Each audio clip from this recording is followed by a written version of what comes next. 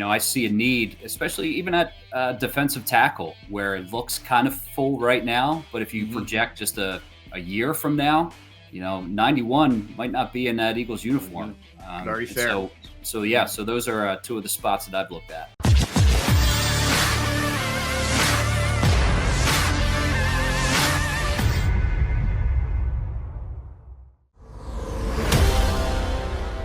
And Barrett Brooks, Sports Take, JAKIB Media YouTube Network. We're with you each and every day, 12 to 3, but that doesn't mean you can't watch segments that you may have missed. You can always go back. We know people have to have the lives, believe it or not. So you can always go and check out things. We podcast everything as well. And looking forward to talking to our next guest. He's done a phenomenal job for a very long time covering the Eagles for ESPN.com, the one and only. I like the goatee, too. Tim McManus. Yeah, what's up, Timmy Mac? How we doing? I'm just trying to be like D Gun. There you go. Tim, who is it, a little man? salt here. Look great. Hey, Tim, I'm a little bit disappointed, though, man, because every time I have you on my podcast, Gun on One, you're always outside on the front porch, the greenery behind you, the birds chirping in the background. What happened, man? You going soft? Too cold for you today? What the heck happened? Draft week, man. It's all business right now. That's right, Connor. It's all business. Yeah. There it is. Yeah, Tim doesn't play around during this week, man. He's got no time for your shenanigans, Derek. He's all about business. All right, Tim, a lot to delve into, obviously, man. I want to start with this. I thought it was fascinating that you guys put out, and I know you wrote about it and dipped into different pieces of it, but you guys at ESPN had the Eagles ranked 6th, drafting over the course of about the last 10 years, dating back to 2012. They're laughing, man. Seriously? Well, no, I mean, it was basically the best was Seattle, the worst was the Jets, and number 6, I think it would surprise a lot of folks. So tell us a little bit about that and what went into that. Yeah. So first of all, before I start getting the hate emails, I did not put those rankings together. No, but you retweeted it. I retweeted it. Yes. All right. Let's get that clear. There you go. But no, they did an analytical model, I guess, looking at the value of the respective drafts from 2012 to present to see who kind of produced the most value out of those respective drafts collectively. And, I was surprised, and I'm sure, I could tell by Barrett's reaction, he was too, like that the Eagles would come in 6th because, we live and die by this stuff, right? We read it, and we've lived through a lot of the misses along with some of those hits. No question. In what capacity did they pull out 6? I don't understand, is it based off draft picks that are still on the squad? Or what were the parameters on how they really made this observation? Yeah, so it's overall value on, I think it was like what you were expected to do as a prospect versus what your production was. And if it's been going on longer, so 2012 draft as an example, there's more points that have been accrued because like a guy like Fletcher Cox has been at it longer. And so I think maybe that skews it to a certain extent. Yeah. Mm-hmm. But I think the other thing that was really interesting about the exercise is it shows that there's a lot of misses in this league. Like in even general, though we give the Eagles a hard time and they've deserved it at times, it's not just them. Like, it's not an easy thing to get right. Like what's happening later this week is not easy, no matter how much research they put into it, no matter how much tape they pour over, no matter how many, analytical models they look at and combines they research and all that sort of stuff. This is hard, man. Well, I'll tell you, a fascinating study is you go back and look at the Patriots because we clearly look at them as the apex. They have so many whiffs, so many early whiffs. I mean, if it wasn't for Brady and certainly the brilliance of Belichick, it's certainly not because of all the drafting that they've done. There's been a lot of misses, even with a team like that. So it is, to Tim's point, it is real hard. Derek. Hey, Tim, I am not here to laugh or to make fun. I am here to bring a sense of levity to the conversation. And when I look at what you arrived at, how did you go about arriving at what you feel the Eagles need at both 15 and 18? Well, I mean, one thing that we have seen is that the cornerback spot is wide open. The Eagles have been slow to fill that this offseason, and I think it's intentional. Not that they're definitely going to use a cornerback, a first-round pick on a corner, but it's like a just in case, right? So you could say it with one of the open safety spots and one of the open corner spots. And Howie Roseman talked about that not that long ago, of not wanting to block some of these top end picks. So that, that need is just screaming there. And then also, defensive line is something that we know that this group invests in year after year. It's all from the inside out for them. And so, I see a need, especially even at defensive tackle, where it looks kind of full right now. But if you project just a year from now, 91 might not be in that Eagles uniform. Very fair. So those are two of the spots that I've looked at. Well, Tim, one of the picks with the help of the draft day predictor that you put out there was Trent McDuffie, the corner out of Washington. So just give me your sense of what could be there, what you think they like about 15, and who it could possibly be. Maybe if you want to expand on Duffy, go right ahead. Yeah, so McDuffie is an interesting one because one of the knocks on him, well, there's two primary ones that I've seen. He's got short arms, apparently. Like, what is wrong with this? He's got Kelly Clarkson arms. If you guys ever noticed, Kelly Clarkson has like arms that are like this. Next time you watch her, she would not be drafted high. I'm just saying. That's all I'm saying. So when McDuffie goes up to defend the pass, he goes up like this. According to that demonstration, I appreciated that. Thank you, Tim. That's what we bring to the table. Yeah, that's awesome. So he's got, I don't think they look like this, but he's got short arms, I guess, by whatever measurables they're going off of. And the other thing is he only had 2 picks in college. 3-year starter, 2 picks. And yeah, that's the reaction that most Eagles fans have had. Tim, is that because they're not throwing at him, or is that he needs to be a better tracker? That's exactly the reason. Okay. So this is why he's rated as high as he is, even though he's had that limited production. If you look at his season last year, he was only targeted 36 times. Wow. And only gave up 16 receptions, 0 touchdowns, and 111 yards all season. That's right. phenomenal. So there wasn't one single game where he allowed more than 39 yards in a game. So when they do throw into his direction, he's really good. And there's another thing for Eagles fans to get over. And I even wonder if the front office would have to get over this, like a Washington cornerback. Thank you. Right? That's it right there. Everybody gets freaked out, but is it fair to hold what happened with Sidney Jones against this guy? Like they're 2 separate people, but you would have to be at least a little bit bugged out, right? As a Philadelphia fan, if not an executive picking McDuffie in that spot. Well, put it like this: Buda Baker would be my first and last DB to be draft from Washington. But long story long, man. How confident are you in Howie's ability to go out there and Howie and everybody in that organization making the right decisions going into this? Because I got confidence now that with Andy Waddle being there and the relationship those guys have together and pulling the coach now into everything, I'm a little less hesitant to say, all right, they're going to mess up. I'm starting to turn it around a little bit on that organization. Well, they're the 6th best drafters in the NFL, Barrett. Come on, Barrett, you know that.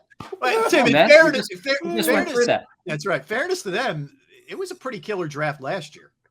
No, and I think that's I think it's a good thing to hit on because it sort of depends. We've seen times where it looks like Howie Roseman and Jeffrey Lurie have kind of gone rogue. Right. Where they weren't listening to what the scouts were saying, and then they took picks that surprised people within the building. And in those situations, it didn't really work out well. Where I think that there was a course correction after that fact in this draft, in this past draft. Yes. Where they stuck more towards, what, all the homework that had been done by the people who do it. And they stuck pretty close to that. And it produced what looks like a real pretty draft. I mean, there's a lot of those guys have potential, even some of them to be stars for this team. So if they continue with that same philosophy and hold true to it, then I think that there's reason to have confidence in this group. But they just haven't had consistency with that. They've gone up and down where it seems like they have a good draft. Maybe they feel empowered, like they know what they're doing. And then they go away from the formula and then they come back to it. So it's really, can they stack back-to-back good drafts up? I think that's what, we're going to find out in a handful of days here. Hey, Timmy, you going out to Vegas? No, man, I stay at the NovaCare right below the War Room, Gunner. See, I don't have that privilege, and I play Wow. for them. I don't. Yeah, have they don't. They know better to let you in that. I guess I don't have juice, man. That's terrible, man. Blood, sweat, and tears for this organization. And look, they give you a place right there. That's get a ambulance out. Not right. Yeah, after you sat here, trying to creep in there, see if I can break into that room this year. Hey, after you sat here and laughed hysterically at ESPN's numbers about the Eagles had the 6th best draft selections since I wouldn't even let you. Every time I hear it, it's still funny, man. I would not let you in the parking lot, let alone in the building. No, I just said. I about cutting this interview early after that reaction. Right now, Tim's thinking after today. Yeah, this will be it. Cross this show off the list. Don't ever ask me to come on this show again, B-Gun. I'm not doing it. He's done. See, he's out I'm here sorry, right now. Tim. I'm sorry, and Tim. you mock him being inside. You know, Barrett's laughing at the. I mean, come on, man. I can't take you guys anywhere. It's unbelievable. I know, man. All right, Tim. I got to ask. I put myself out on a limb in the last segment, and I actually this is funny too. This is funny right here. All right, now this is your turn to laugh at me, Tim. I said at 18 they would actually take a linebacker in the first round for the first time since 1979. Look at his face. I think that was we celebrated Derek's 40th birthday that year.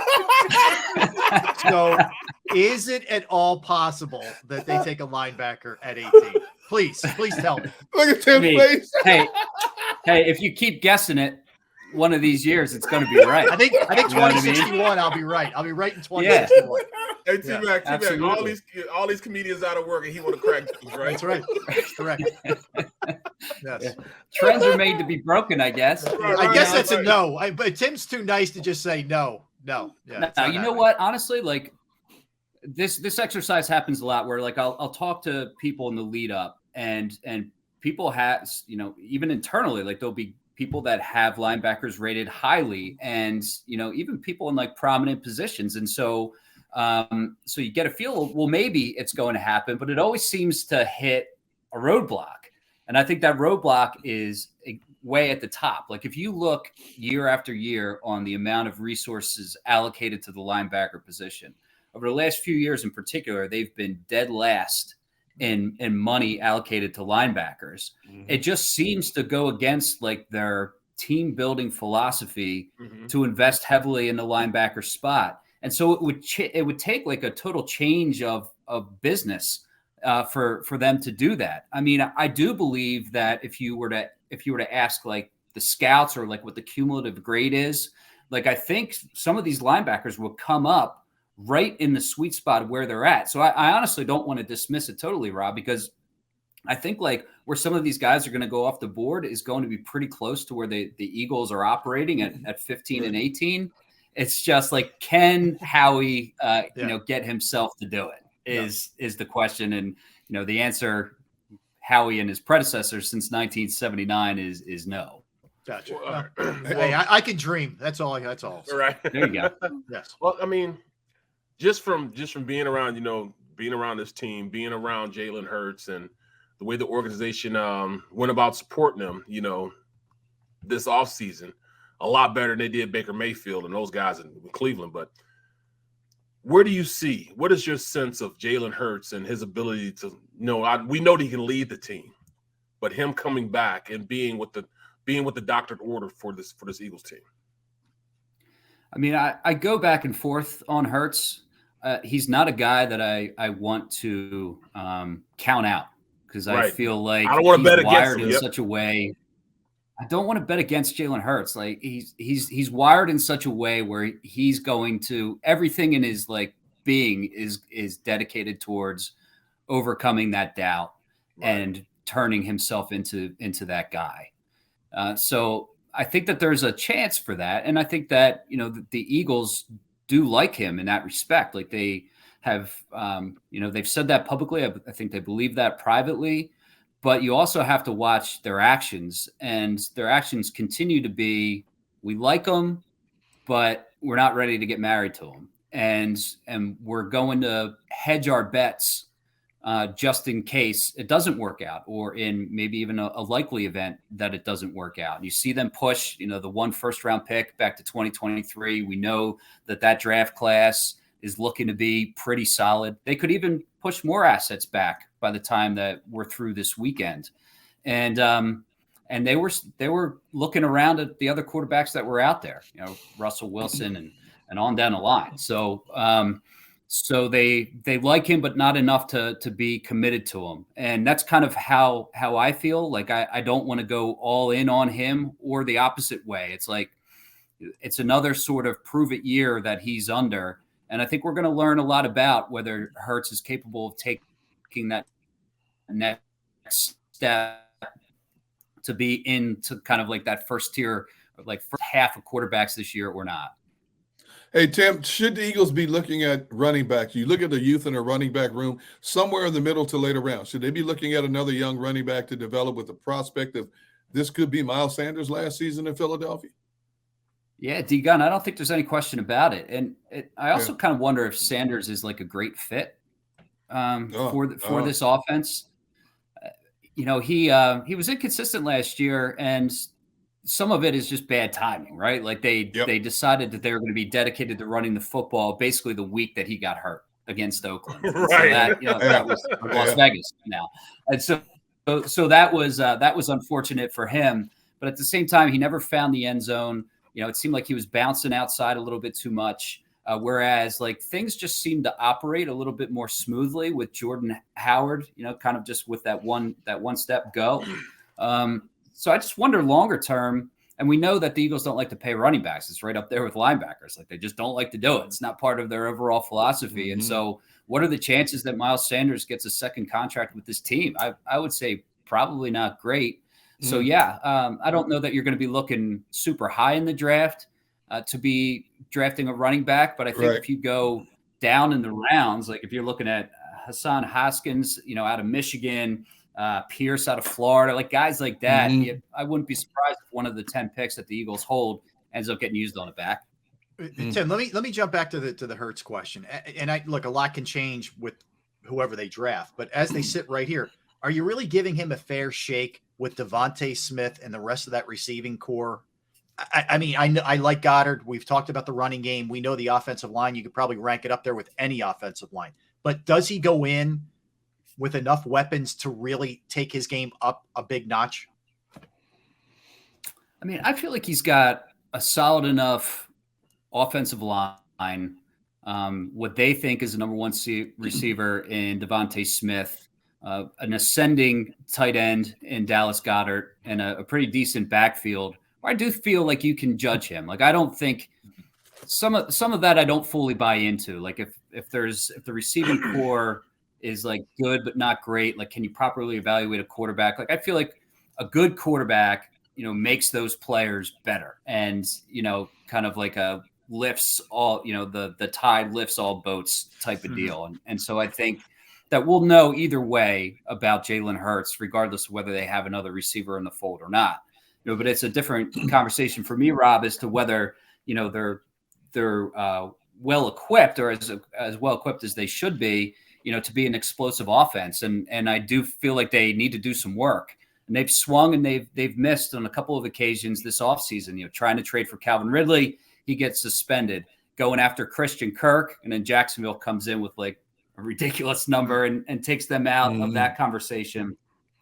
I don't think that they're going to go in on someone like Deebo Samuel. It's too much money and too many draft picks for where they are in the building process. But I do feel like they're going to add someone between now and then. And, if things break right, like even in the first round, if Jameson Williams falls to them, like, are you going to pounce on that? And I think that's something that could be in play for them.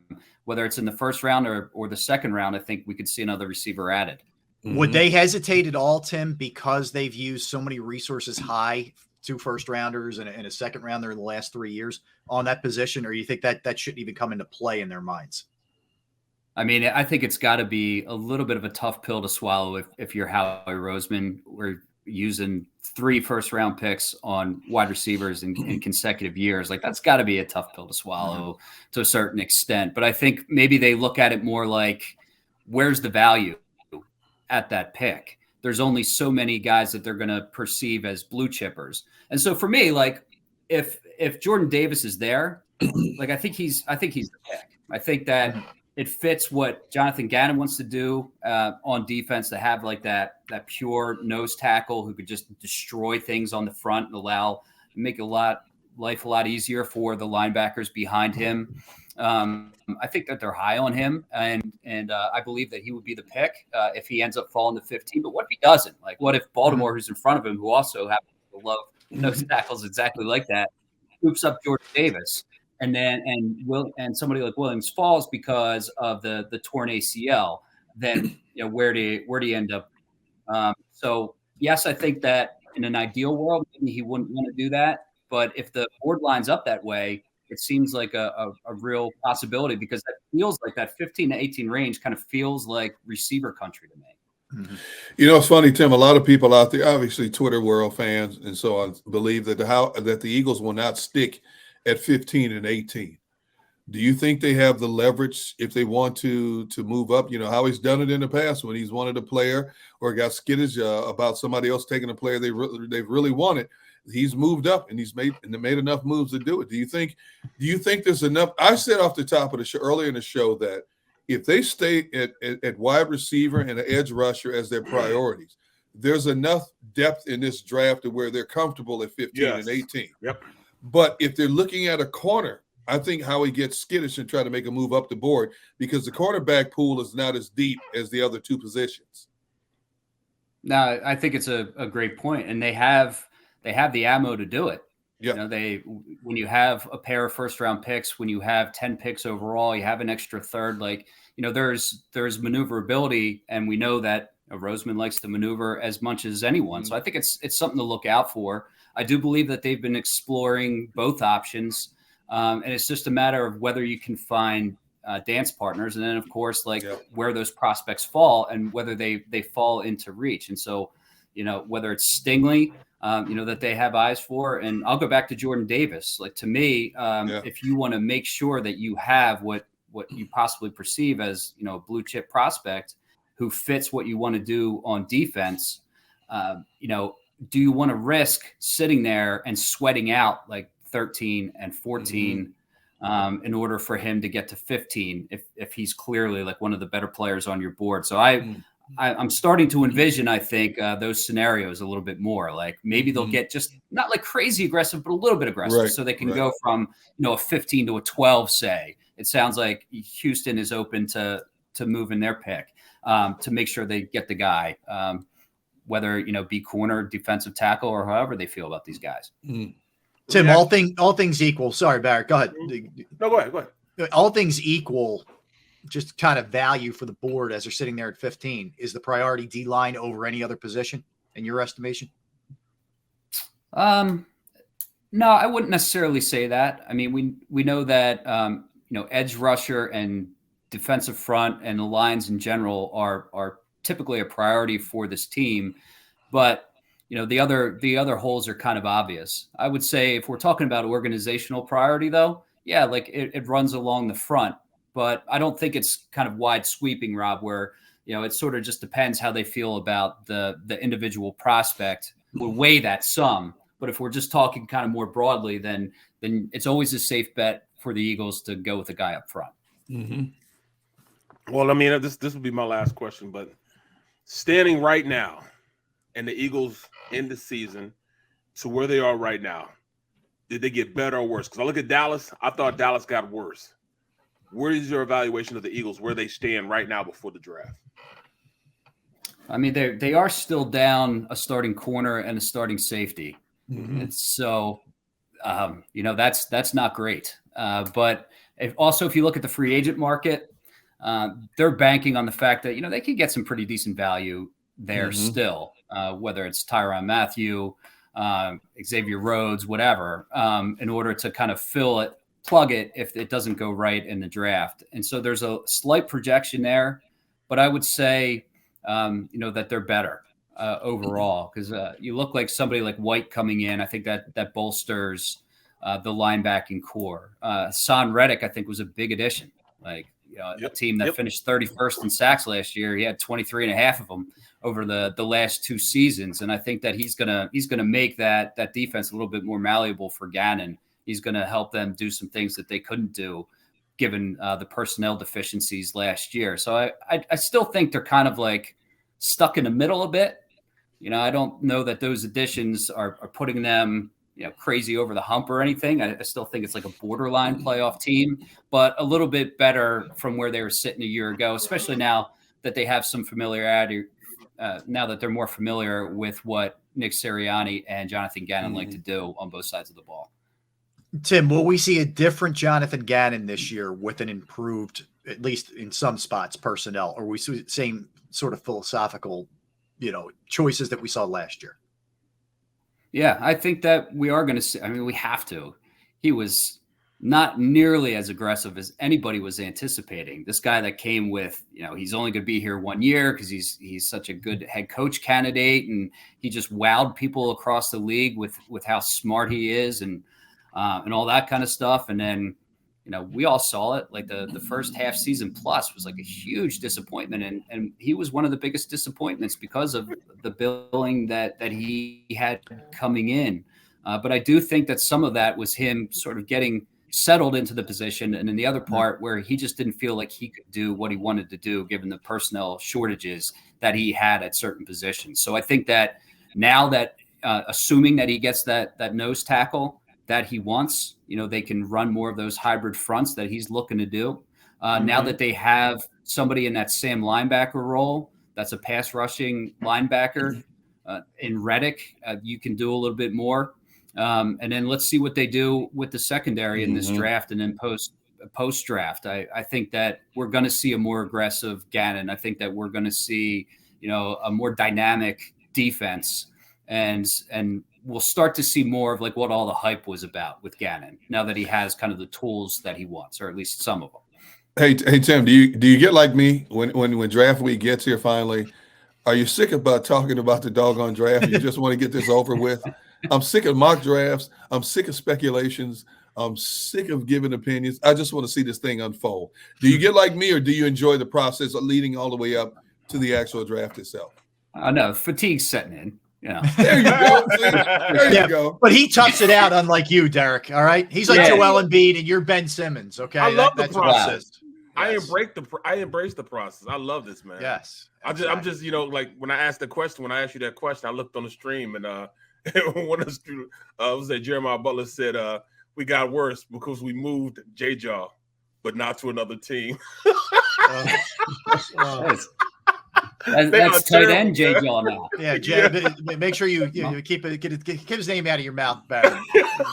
Exactly right. But yeah, so I get that fatigue a little bit, D-Gun, but I also woke up this week, like, Monday, and it's like, all right, it's draft week. Like the energy started coming in a little bit for me, where I'm like, all right, like we're almost at the finish line. We're almost there. And it's an exciting week, and we're just so close to it. So I'm starting to taste it. The energy's getting built back up. I got to ask you this because you just mentioned it. Your thoughts on the Eagles moving J-Jaw, or what I call him is Umbrella Whiteside. It's no longer Arthega Whiteside. I refer to him as Umbrella Whiteside, moving him to tight end. I mean, the man couldn't catch a cold. And I'm tired of hearing about he's a great special teams player. You think he'll be on this team in September? As a tight end, I mean, that's a yes. That's a yes. I mean, it's tough. Like, if you look at like what they've done, like just at receiver, like J-Jaw's about to be a tight end, and he may or may not make this team as a tight end. Reagor, the Eagles are open to moving Reagor, and he may or may not be on this team, but they're certainly not banking on him being a big contributor for them at a minimum, right? So it kind of just leaves you with Smith and question marks. Like that's kind of the story heading into this draft for me. It's like to Rob's point earlier, like they've spent 2 first-round picks on wide receivers over the last 2 years. Before that, they had JJ, and And still there's like these big questions about what this wide receiver core is going to look like and whether it's good enough for Jalen Hurts to operate. Like that's a problem. So they got to get that corrected like soon, like, by Thursday night to make sure that they don't have to continue to like be in this, Groundhog Day where we're talking about not good enough receivers again. This guy's on his way out after getting drafted highly. So it's a big moment in time for the Eagles. Hey, Tim, I just want to apologize. Before we let you go, I just want to apologize for the immaturity on this show. I'm the only adult here, and I would just hope that you would consider coming back based on our friendship alone in the future. He runs the adult in the room, Rob. I don't know. I know we're all in trouble if that's the case, and we know his nose was like this when he was saying it to you. Nobody's buying. You're really a really good reporter. I love your work. Yeah, but fortunately, you guys are three of my favorite people in the industry. Thank you, bro. Absolutely, I'll come Likewise. back. And congratulations on the new show. Thanks. I'm super happy, and I've been watching religiously. So nice job. Thank you, brother. Way back. And Tim, always a pleasure to have you on, man. Love your work at Tim McManus on Twitter. Of course, check out all his stuff, ESPN.com. Tim, we appreciate it, man. Thank you. Thank you, I bro. appreciate you guys. Yeah. Thanks a lot. Yeah, Tim is the best, man. He is. He does an unbelievable job. He's got a great sense of humor to deal with the